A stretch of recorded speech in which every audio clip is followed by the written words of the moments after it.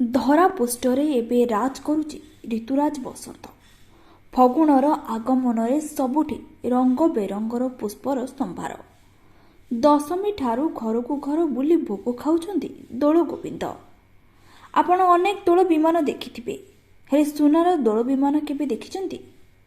ହଁ ଆଜ୍ଞା, ରାଜ୍ୟର ପ୍ରଥମ ଦୋଳ ବିମାନ ଦେଖିବାକୁ ମିଳିଛି କଟକରେ। କଟକ କାଠଗଡ଼ା ସାହିର ନିର୍ମିତ ହୋଇଛି ଏହି ବିମାନ। ଏହାର କାରୁକାର୍ଯ୍ୟ ଦେଖିଲେ ଯେ କେହି ଘଡ଼ିଏ ଅଟକି ଯିବ।